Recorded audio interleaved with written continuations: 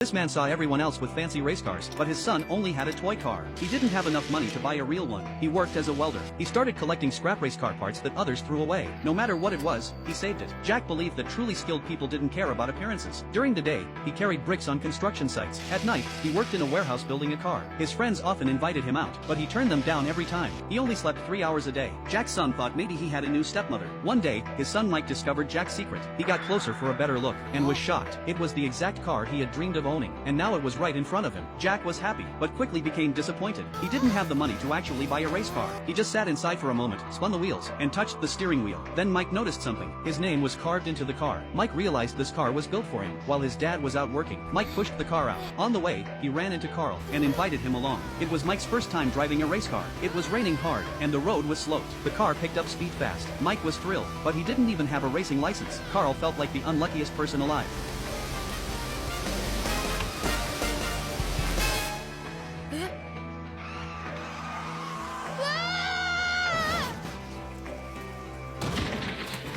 Eventually, they both crashed and hit the ground. Mike blacked out. When he came to, he wanted to try again, and drive the same route. Mary told him to stop, but Carl actually supported Mike. He even offered to help push the car again. Mike started racing again. The rain got heavier. Thankfully, there were no other cars on the road. Mike wanted to drift through the curves. Sometimes he braked too early, other times too late, but he refused to give up. He kept trying, knowing that only through repetition he could succeed. He gained more and more experience. As long as he didn't crash too badly, he kept going. Carl cheered him on, and helped push the car. He never left Mike's side. Mary went to find Jack.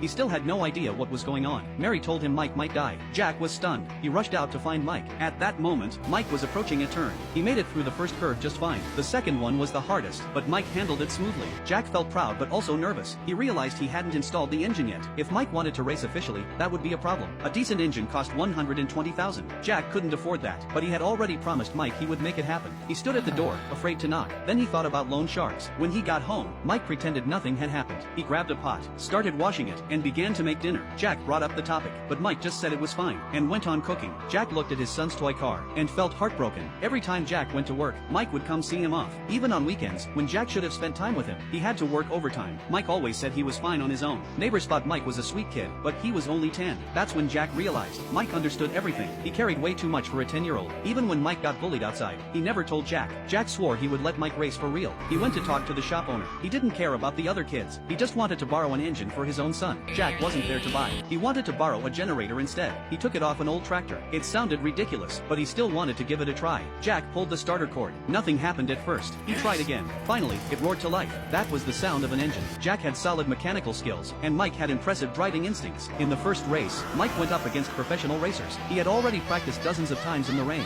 so his experience was strong. But the race shop owner just laughed. He thought Mike's car was a joke. The tires were all different sizes.